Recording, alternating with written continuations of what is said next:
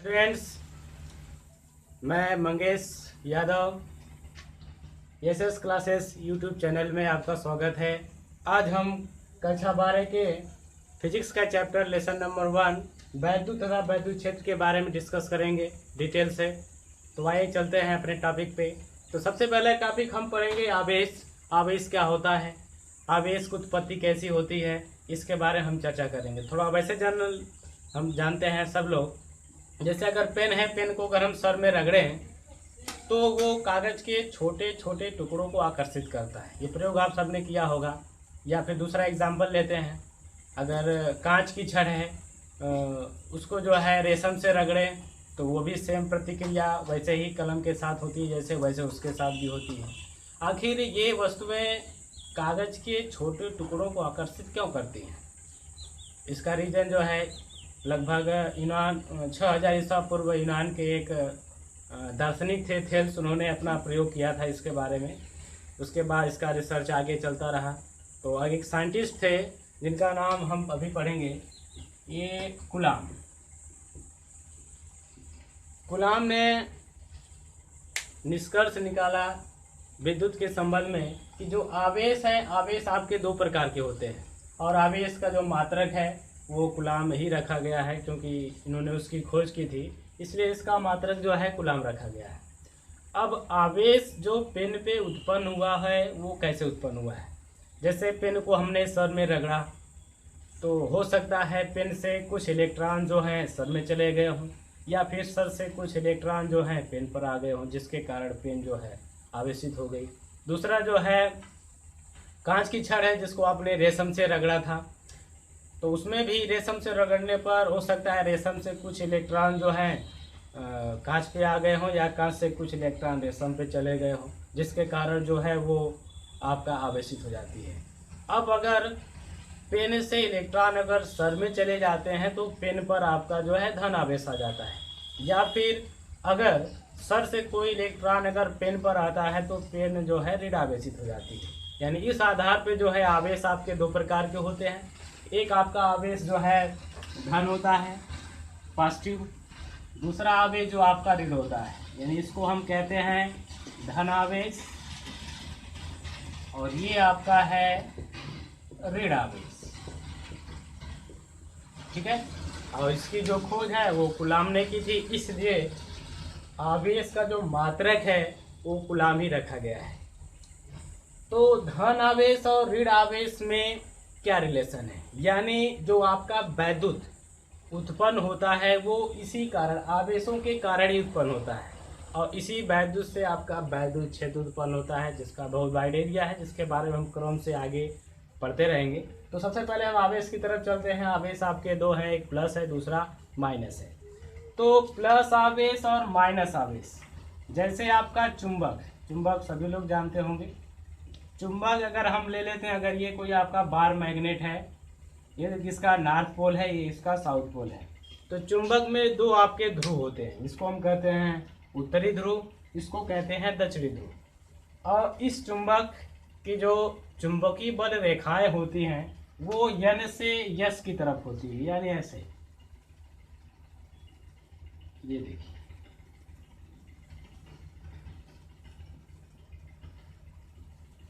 यन से यस की तरफ।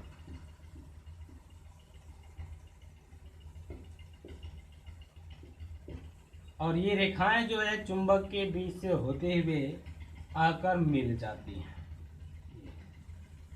ठीक है, यानी ये आपका एक बार मैग्नेट है जिसको हम दंड चुंबक कहते हैं। ये इसका नॉर्थ पोल है, ये साउथ पोल है। चुंबकीय बल रेखाएं जो हैं वो नॉर्थ से होते हुए साउथ की तरफ आकर मिल जाती है, फिर उसके बीच से होते हुए ऐसे जाके ज्वाइंट हो जाती है। और अगर कोई भी चुंबक अगर बीच से हम इसको काट दें, सपोज दैट यहाँ से अगर हम काट दें, तो यहाँ से काटने के बाद ये नहीं है कि आपका नॉर्थ पोल जो है वो अलग हो जाएगा, साउथ पोल अलग हो जाएगा। यहाँ से अगर हम काट देंगे तो ये आपका जो है साउथ पोल बन जाएगा, ये आपका नॉर्थ पोल बन जाएगा। यानी कोई भी चुंबक अगर है तो उसमें दो ध्रुव हमेशा पाए जाते हैं, एक आपका साउथ और दूसरा जो आपका नॉर्थ। यानी कोई भी ऐसा चुंबक नहीं है जिसके पास केवल एक पोल हो, यानी केवल नॉर्थ हो या केवल साउथ हो। ठीक है, इसका डायरेक्शन हो गया। अब हम आवेश की बात करते हैं। आवेश जो है इनका अलग अलग डायरेक्शन होता है, यानी प्लस आवेश है, ये देखिए आपका प्लस आवेश है, इसकी जो दिशा है प्लस आवेश से दूर होती है, ये आपका आवेश है, ठीक है। इसकी जो दिशा है इससे दूर होती है। अगर माइनस आवेश है तो इसकी दिशा जो है माइनस की ओर होती है, ये आपका हो गया माइनस। अब इन दोनों में डिफरेंस क्या है, यानी चुंबकीय बल रेखाएं और ये जो आपका आवेश यानी जिससे आपका वैद्युत उत्पन्न होता है और वैद्युत बल रेखाएं, दोनों में डिफरेंस क्या है। डिफरेंस ये है कि जो आपका चुंबक है, किसी भी विलग चुंबक का अस्तित्व नहीं होता, मतलब कोई अलग यानी कोई एक ऐसा चुंबक जिसके पास केवल एक ध्रुव हो, ये संभव नहीं है। और जब ये दोनों साथ में होंगे तभी आपका एक मैग्नेट बनेगा जिसकी डायरेक्शन जो है नॉर्थ से साउथ की तरफ है।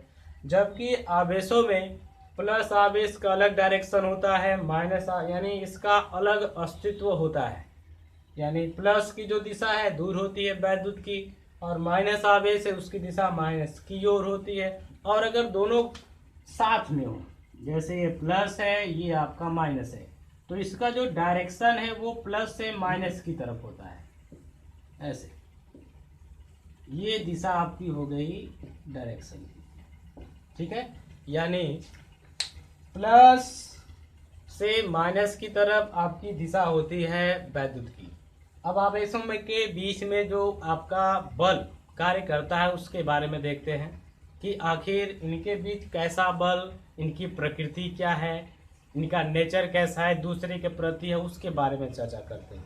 जैसे आपका चुंबक है, चुंबक के बारे में आपने पढ़ा होगा कि अगर दो चुंबक हैं, अगर उनका अपोजिट पोल यानी विपरीत ध्रुव आपस में लेके आए तो वो दोनों एक दूसरे को आकर्षित करते हैं, या फिर उन दोनों का समान ध्रुव, जैसे उत्तरी और उत्तरी ध्रुव लेकर आए या फिर दक्षिणी और दक्षिणी ध्रुव लेके आए, तो वो दोनों एक दूसरे को प्रतिकर्षित करते हैं। जैसे ये आपका नॉर्थ पोल है, ये कोई चुंबक है, ये इसका नॉर्थ पोल है, एक दूसरा चुंबक है, ये इसका जो है नॉर्थ पोल है, तो इनके बीच जो है प्रतिकर्षण बल लगेगा। कौन सा बल लगेगा?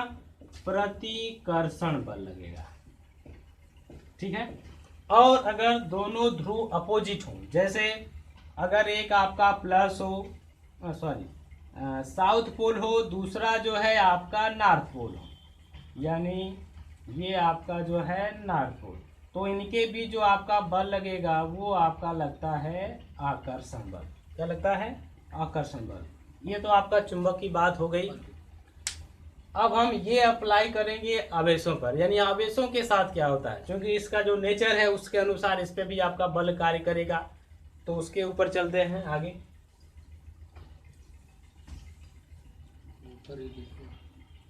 अब ये आपका धन आवेश है, धन आवेश,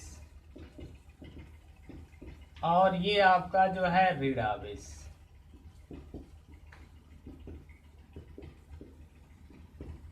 धन और ऋण आवेश के बीच में हमेशा आकर्षण बल कार्य करेगा, आकर्षण बल, ठीक है। या फिर ये ऋण आवेश हो, ये धन आवेश हो, तब भी आपका कौन सा बल होगा? आकर्षण बल। अगर दोनों समान हो, यानी प्लस और प्लस, या फिर माइनस हो और माइनस हो, तो इनके बीच में आपका बल कार्य करता है प्रतिकर्षण बल। प्रतिकर्षण बल, यानी इनके बीच भी आपका काम करेगा प्रतिकर्षण बल, यानी दो समान आवेशों के बीच में आपका प्रतिकर्षण बल कार्य करता है, जो विपरीत आवेशों के बीच में आपका आकर्षण बल कार्य करता है। और इसी बल को विस्तृत रूप में कूलाम ने दर्शाया है। तो हम इसके बाद कूलाम का नियम पढ़ेंगे कि आखिर कूलाम ने इन आवेशों के बीच में लगने वाले बल की व्याख्या कैसे किया, ठीक है। तो हम इसके ऊपर चलते हैं। कूलाम का नियम।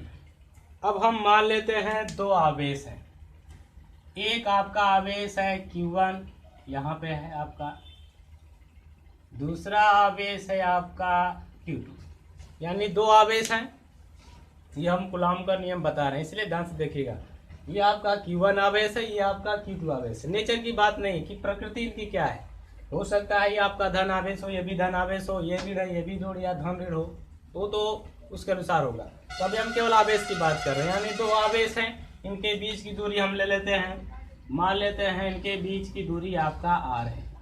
ठीक है, अब ये जो दूरी r है, अब इनके चूंकि दो आवेश हैं तो इनके बीच आपका बल कार्य करेगा, या तो आकर्षण बल कार्य करेगा या तो प्रतिकर्षण। आकर्षण बल कब होगा? जब दोनों आवेश विपरीत होंगे, विपरीत नेचर के, विपरीत प्रकृति के। और अगर प्रतिकर्षण बल कब कार्य करेगा? जब दोनों का नेचर एक जैसा होगा, यानी समान प्रकृति, जैसे धन धन आवेश हो, ऋण ऋण हो। ठीक है, अब कूलाम ने क्या कहा? इन्होंने कहा कि पहला step, F is directly proportional to Q1 into Q2। F का मतलब फोर्स, बल, यानी जो बल है इन आवेशों के बीच में, चाहे वो आकर्षण हो या प्रतिकर्षण हो, तो जो आकर्षण या प्रतिकर्षण बल है इन आवेशों के गुणनफल के अनुक्रमानुपाती होता है। लिखा है यहाँ पे कि जो दोनों आवेश हैं उनके बीच जो आपका आकर्षण या प्रतिकर्षण बल कार्य करेगा उन आवेशों के गुणनफल के अनुक्रमानुपाती होता है। दूसरा स्टेप मैंने ये दिया था, दूसरा ये कहा था कि F is proportional to 1/r का स्क्वायर। r आपका डिस्टेंस है, दूरी है दोनों के आवेशों के बीच में। दूसरा स्टेप उन्होंने कहा कि जो आकर्षण या प्रतिकर्षण बल है इन आवेशों के बीच की जो दूरी r है उसके वर्ग के, क्योंकि ये बटाव में है तो हम यहाँ पे व्युत्क्रमानुपाती बोलेंगे। ठीक है, समानुपाती का मतलब ये होता है कि अगर आवेश जो है उसकी मात्रा अगर बढ़ती है तो जो फोर्स है, चाहे वो आकर्षण या प्रतिकर्षण, वो भी आपका इंक्रीज होता है। यहाँ पे ये राशि जो 1/, में है, बटे में है, तो इसका मतलब है अगर डिस्टेंस आपका बढ़ता है तो फोर्स आपका कम होगा, और अगर डिस्टेंस आपका घटता है तो फोर्स आपका इंक्रीज होगा। मतलब ये है कि जो इनके बीच आकर्षण या प्रतिकर्षण बल है वो इनके बीच की दूरी के वर्ग के व्युत्क्रमानुपाती होता है। अब सभी नियम को एक में हम मिला दें, 1 तथा 2 से, तो F इज प्रोपोर्शनल हो जाता है Q1 Q2 बटे r का स्क्वायर। अब इनका नियम, टोटल नियम एक में मिलाकर कैसे लिखेंगे उसको देखें। अब इनका जो नियम है, अगर आपको शाब्दिक रूप में लिखना है तो ऐसे लिख सकते हैं, कूलाम का नियम कि दो आवेशों के बीच लगने वाला बल उन आवेशों के गुणनफल के अनुक्रमानुपाती और उनके बीच की दूरी के वर्ग के व्युत्क्रमानुपाती होता है।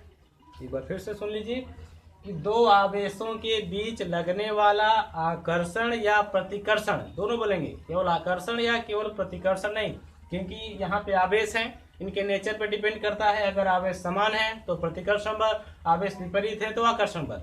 तो इनके बीच लगने वाला आकर्षण या प्रतिकर्षण बल इन आवेशों के गुणनफल के अनुक्रमानुपाती और इनके बीच की दूरी के वर्ग के व्युत्क्रमानुपाती होता है।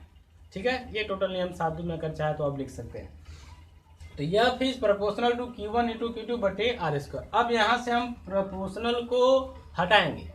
जब भी किसी भी दो राशियों के बीच में अगर प्रोपोर्शनल हम हटाते हैं तो कोई ना कोई कांस्टेंट वहाँ पे ऐड होता है, नियतांक। तो यहाँ पे जो कांस्टेंट ऐड किया जाता है F इज इक्वल, यहाँ पे एक कांस्टेंट अगर हम मान लेते हैं, मान लीजिए अभी K, ठीक है, इंटू ये आपका हो गया Q1 इंटू Q2 बटे r स्क्वायर। ये आपका टोटल इक्वेशन है।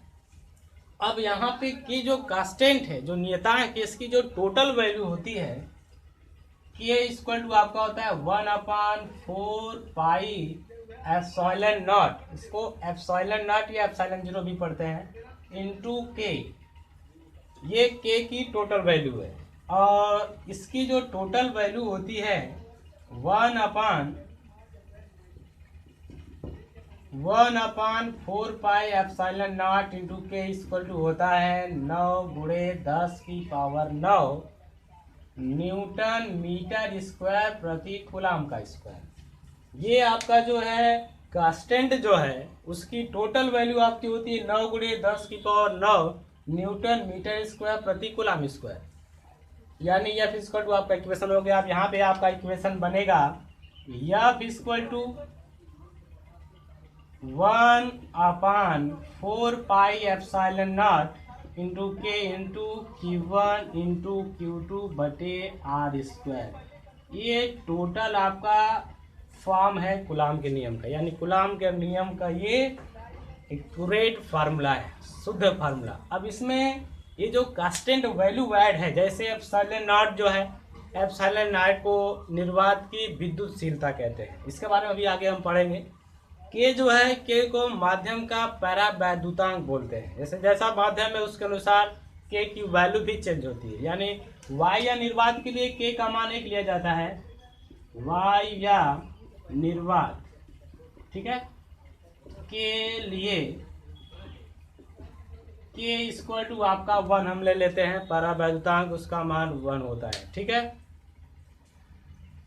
तो ये आपका फार्मूला बन जाता है ऐसे, F equal to 1/4 pi epsilon not into Q1 into Q2 बटे आर स्क्वायर। ये आपका कूलम के नियम का एक्यूरेट फार्मूला आपका है, ठीक है। तो ये आपका जो है एप्सिलॉन नॉट जो है, इसको विद्युतशीलता कहते हैं। इसके बारे में भी हम आगे जस्ट इसके बारे में पढ़ेंगे। ये आपका इसकी एक्चुअल वैल्यू क्या होती है, इसको भी निकाला जाएगा, ठीक है। तो Q1 Q2 आपका आवेश है आर स्क्वायर। एक बार फिर से इसको देख लीजिए कि ये आपका हमने जो है कूलम का नियम, कूलम का नियम, इसके बारे में डिस्कस किया है, ठीक है। जो आवेशों के बारे में सबसे पहले इन्होंने ही बताया था कि आवेश 2 प्रकार के होते हैं। एक आपका धन आवेश होता है, ठीक है, और एक आपका ऋण आवेश होता है। और इन आवेशों के बीच में जो बल कार्य करता है वो आपका आकर्षण होता है और प्रतिकर्षण होता है। इसके अलावा और कोई बल कार्य नहीं करता है। तो इन्हीं के नियम है आपका।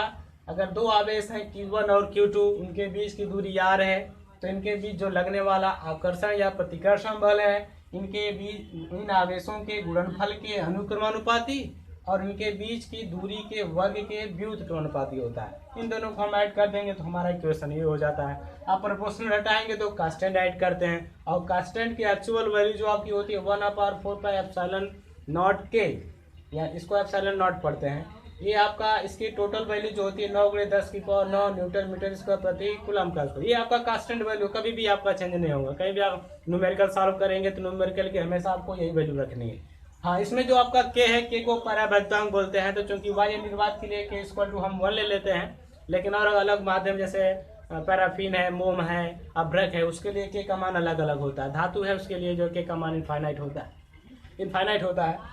तो अब हम इसके बाद जो है एप्सिलॉन नॉट के बारे में चर्चा करेंगे कि इसका जो है यूनिट क्या होती है, इसकी आंकिक वैल्यू क्या होती है, ठीक है। तो आज का वीडियो यहीं पे फिनिश करते हैं। अब अगला वीडियो आपके सामने जल्दी आएगा, तब के लिए जय हिंद।